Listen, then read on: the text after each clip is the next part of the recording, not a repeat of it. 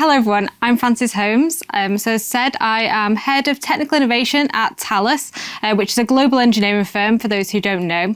I'm also founder and CEO of Speak Out Revolution. I do have a co-founder in this. I'm not going to take full responsibility for the idea.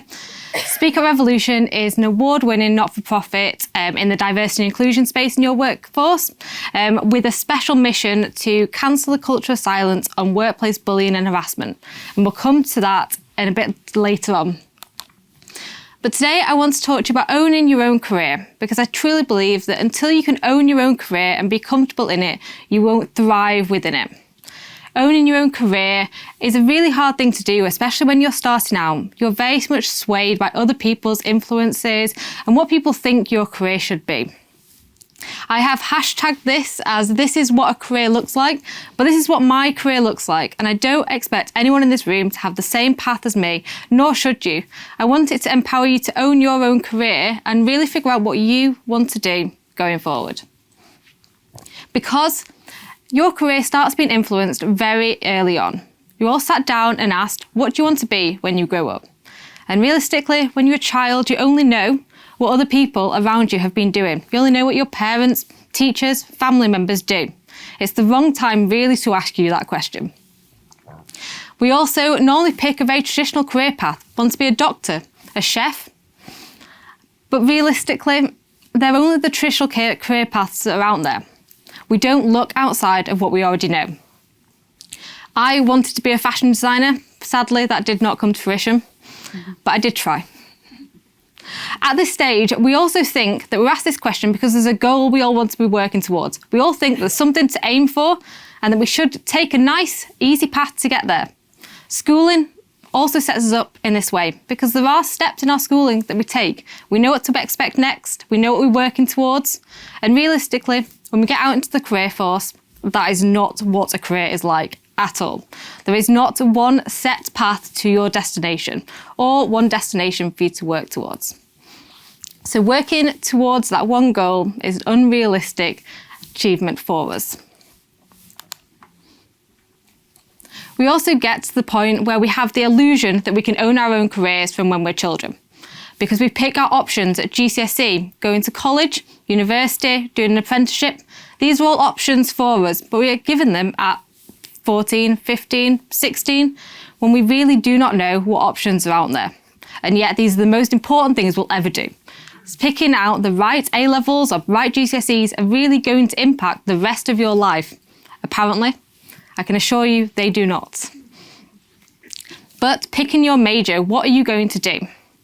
I was very jealous at 18 when some people seemed to have a clue what they were going to do in their career. They knew what their career was going to look like. They went to college to do plumbing, engineering, university to do law or medicine. I had no idea what I wanted to do.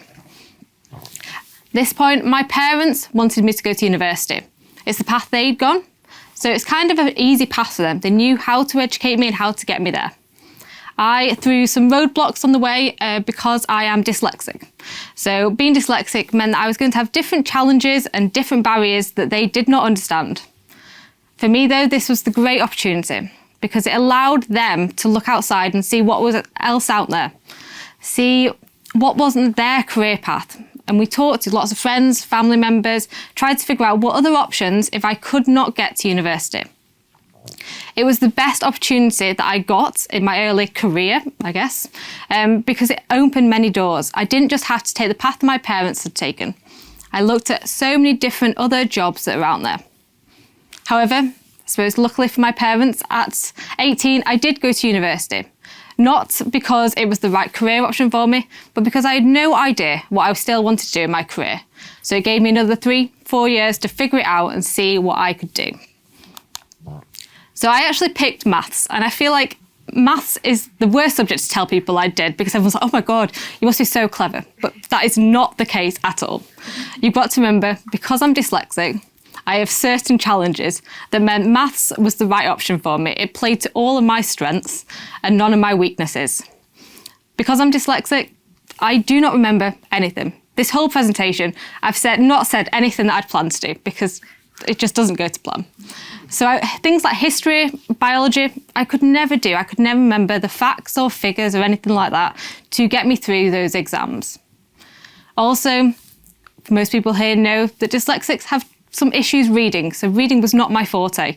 So English was off the cards as well. Maths allowed me to work through problems from A to B. I didn't have to remember anything, I could just work through it and solve the answer. I also knew in maths there weren't going to be many words.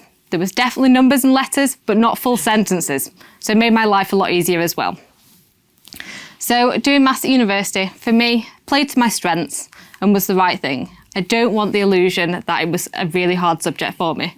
I did it because I was good at it, which we'll come back to later on when I started my career. After my degree, I decided I should get on the career ladder and try and figure out what I wanted to do. At this stage, my friends knew what they wanted to do. They'd gone into medicine. Some of them going through maths had become accountants, but that sounded really boring to me. I didn't know what I wanted to do. But I knew maths, so I thought, I know, I'm going to take a career as a mathematician. This was the worst idea I ever had. I did maths because I was good at it, but I didn't like maths. I don't know why I thought doing a career as something that I didn't really like was a good idea. But I dived in, thought it'd get better. It didn't get better. I was sat coding every day behind a computer doing equations that I hated. So this is the start of when I tried to own my own career and really figure out what my career should look like. Looking around me though, I was surrounded by engineers, physicists, mathematicians, all doing the same thing, just at different seniorities, and it really wasn't right for me. So I started looking outside. That got even worse because there's millions of different career choices out there. I had no idea what I wanted to do, didn't know which ones would be right for me, and didn't know enough. So I started to define my 5-year plan to work myself through the goal that I wanted to get to. Now, this question is the question I hate the most. I've never been somewhere 5 years' time that I thought I would be 5 years prior. It is the worst question that I think people get asked because it sets you up to think you need to be aiming somewhere and you also need to work fully to get there. And that there's a path to get you there, which there is not. There is no path to get you to this 5-year goal. I've now thrown this 5-year goal question out the window and do not use it at all because it means I miss out on opportunities that would never have been in the picture. However, at the time, the 5-year goal was what I tried to do. So I started to get mentors at this point, started to talk to people.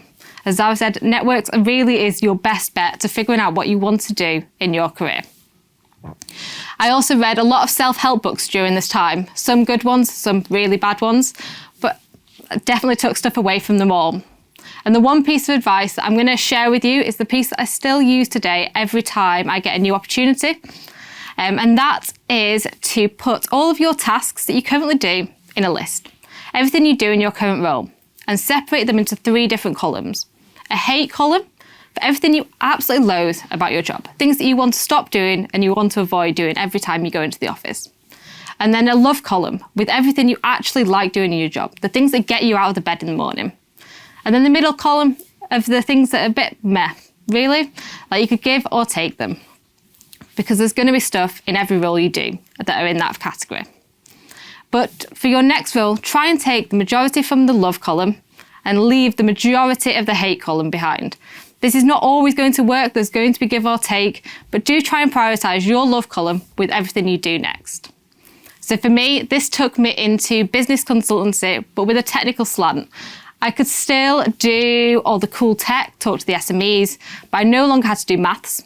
I no longer had to code, which was amazing. I also didn't sit in front of a computer anymore. I went, talked to clients, got to know their problems and helped them solve it. For those who don't really know what they want to do in their career and are a bit stuck, consultancy is a great option for you to look at multiple different organisations in a really short period of time. You're on 3-6-month projects in different companies, so you get to see what else is out there. You also get to talk to hundreds of different people who've all taken their own career paths, and so they can help you on your journey. Get to meet people. That network that I created when I was a consultant, I still communicate with today and engage with and actually have helped doing the work I'm doing now, which is great. Doing consultancy was the start of me owning my own career, but it wasn't really when I got what it meant. When I finally owned my own career was when I took an opportunity that was presented to me. It's from one of my clients, so networking again, definitely the right way to go. And it was definitely not on my 5-year plan. It had not even appeared on that dream board at all. This opportunity was the current role I hold now, the Head of Technical Innovation at Thales. I'd never done innovation. I didn't really understand what that meant. Everyone who does engineering kind of does innovation, right? No, not in the way that innovation people do innovation, apparently. It helped me develop totally different skill sets. So I learned about design thinking, creativity, human factors, psychology, things that I'd never have done with a technical background. It was a great step to develop myself and also take a lot of my love column with me, because my love column was talking to people, getting to have those interactions and still looking at the cool tech that was out there. This was the perfect opportunity for me, and I never would have taken it if I'd stuck to my 5-year plan and tried to figure out what I wanted to do. This 5-year plan is now completely in the bin. I do not look at it, I don't even think about it. I just think about what my next opportunity could be and work towards finding the right role that would fit that. So this is when I founded Speak Out Revolution. This is my next opportunity that wasn't on the cards. Speak Out Revolution is a not-for-profit. I never even thought about owning my own business. I was on the corporate ladder. I still am a very corporate girl. I have a corporate job as well. But I was on the corporate ladder. Owning my own business was not even on the cards. So trying to figure out what that meant was a whole nother hurdle. And also trying to figure out a subject that people didn't actually want to talk about. Speak Out Revolution, obviously, diversity and inclusion is what our topic is. That's great. Every organisation talks about diversity and inclusion, but it is definitely a lip service thing that we found out since starting this. Everyone plays a lot of lip service to diversity and inclusion, but there's not a lot of action. And then bringing in bullying and harassment that nobody wants to talk to is a whole nother hurdle. Not one organisation wants to really talk about bullying and harassment. But surprisingly, it does exist in the majority of organisations I'm sure you're all in today. It's a societal issue that doesn't stop when you go into the workplace. So it's something that we know happens in a lot of our workplaces today. So it's a very contentious issue, but it's a subject area that they do want to do something about because it's diversity and inclusion. So companies are very much torn to work with us. But this was a learning curve for me, that when owning your own career and making the decisions that are right for you, not everyone is going to be on that journey with you. Not everyone's going to be happy that you're taking that path, and not everyone's going to understand it. But as long as you understand it and you know that you're fully behind your choices, that's all that matters. It doesn't matter what other people think, as long as it works for you. Also, I'm not going to say that my career path was all rosy. It sounds like it was a nice straight line. I definitely took roles that weren't right for me that I thought would be. And that's okay, as long as you take the learning from them, figure out what you've learned, what was good, what was bad, and then move on. It's okay to jump, you don't have to stick, but it's also okay to stick it out, ride it out for a few months and see whether you do like it in the end. You just don't know. It's your career and you need to make sure it's your own. I'm going to leave you with one of my favourite poems. This is the last verse of the poem. And I think it's a good way to tell you about owning your own career, figuring out what's right for you and taking the path that's right for you. 2 roads diverged in a wood, and I took the one less travelled by, and that has made all the difference. Thank you.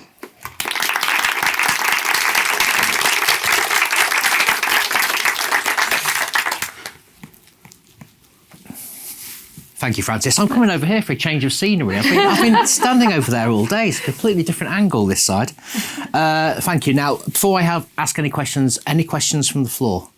Always keen to get you guys involved rather than me. Yes, why not? Off you go. So the question is, because you said that the presentation didn't really go as you intended, and you also mentioned that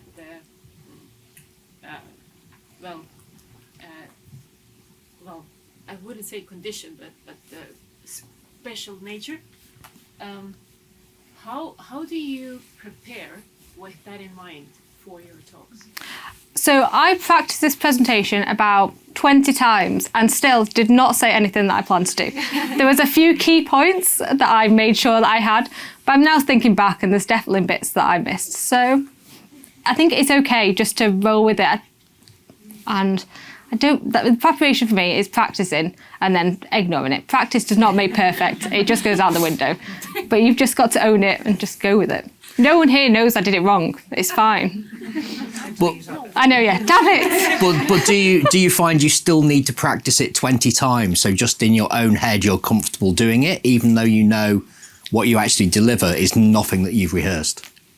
Good point. So for this presentation, yes, but for talking about my work and things I do on a day-to-day basis, no, I can just stand up and do it because I know it's a topic that I'm comfortable talking about. I'm really happy to talk about it. This was a bit out of my comfort zone for me, so I had to practice for me. Okay, yes, take a question here. The diversity and inclusion aspect and the lip service situation with companies, that's something that we're really struggling with at the moment with what we do. How we have a charter and people sign up to kind of make difference for mums working in tech, and some do it and they have to deliver that data. Some businesses, I won't name names, have said, yeah, we're really interested, got us on the phone, stolen all our ideas, Yep. and then carried those out. It's never as good as the first person that creates the idea though. But what do you think that we need to be looking for when it comes to lip service when we're speaking to clients that are interested in signing up to what we're doing? Because until we can't create change until people actually want to create change. This lip service thing with diversity, it's very difficult to tackle, to really understand how we can create change. Yeah, so we started doing a lot of work when we started Speak Out Revolution for free, and we've realised that's when the lip service, they're happy to have us in for talks. As soon as we started charging, that's when you realise when they actually want to bring you in, they have a budget for diversity and inclusion. But shockingly, organisations do not have budget for diversity and inclusion. That's when you know that they really are dedicated to driving change, when they've got that pot of money and someone is driving it through. I'm also a massive advocate that it should be at a strategic level and not just be HR's problem, because it isn't just HR's problem, it's an organisational problem.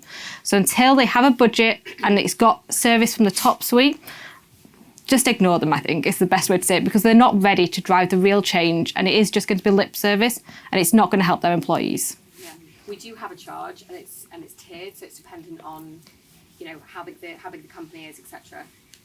Again, do you think that's correct? We're only a year into what we're doing to have kind of a tiered charge, not charging too much, not charging too little. Yes, I think that's a good way to start, to be honest. Speak Out Revolution is only 2 years old and we started charging within 6 months. And we have a set fee for ours rather than have it tiered, but it actually works whatever you want to make it work for. Yeah. Okay, there was another hand up. Yes, Emily. I've got a question. Your role at Thales, which actually I thought all this time was called Fails. It's Me a too. French company, so they can't pronounce it, I think is what I'm going to say. Yeah. Is that full time? Yes. So how do you? Yeah, I run my own business, right? Yeah. I am, as people here will know, I'm not a fan of the "where do you see yourselves in 5 years' time" question. But how do you balance running your own business alongside your job at Thales? So I am very busy, I admit that. I do not have children yet, so that has helped me a lot. My other half doesn't see me a lot either, which is good for him, I think. He gets to watch the rugby this weekend without it. But I think it's just prioritising where things are, and I do love my job at Thales, and it enables me to do my role at Speak Out as well. We also hired volunteers very early with Speak Out, which I didn't know would be a thing, but there's amazing people who want to just help the opportunity, know it's important to them and have come on board. So we actually have about 20 volunteers that do a lot of our day-to-day stuff in their spare time. So our social media, they spend half an hour a day going through it and things like that. And that's been amazing help. We wouldn't be where we are today without our volunteers, without a doubt. Just coming back to the point that you made there about this 5-year plan and something that you mentioned there, is anyone in the room who is here today that knew they were going to be where they are 5 years ago? No. Okay, that's reassuring because that's me as well. Okay, and another thing you mentioned was about mentoring. And I know that you're one of our March 8 mentors, aren't you? So thank you very much for that. If anyone wants more information about that, then the people that I wheeled out on stage earlier, the team behind March 8, they can give you more information as well. I think we've got, are there any more mentors in the audience, actually, March 8 mentors? Yes, sorry, what's your name? Gosha. Gosha. Thank you, Gosha, for your time and for helping being one of our mentors as well. You can find out more information about that in the magazine, which is out today, funnily enough. Okay, any more questions before we move on to the last panel? Yes? I was just wondering, with your charity work, did you have an experience that sort of led you to that? Oh, no, not in the slightest. I have been winging it ever since we started it, and I'm not going to lie. That was quick. Yeah. Just do it, or just never do just it, fucking right? do it, yeah. Okay, so it sounds like you almost, like you said you've only been doing that for 2 years, and you said your current role, head of innovation or whatever, you feel you weren't really qualified for that as such. So how did you do it? I think, I'm going to say this to a room of the majority of women, you need to think like a white man sometimes. And just, they have balls that's so big that they really do it, and they don't care. And you've just got to do it. Okay, this isn't uncomfortable. I know, outnumbered, surrounded. Okay, nothing to do with the last answer, but I think we'll leave it there, Frances. Sorry. We are going to move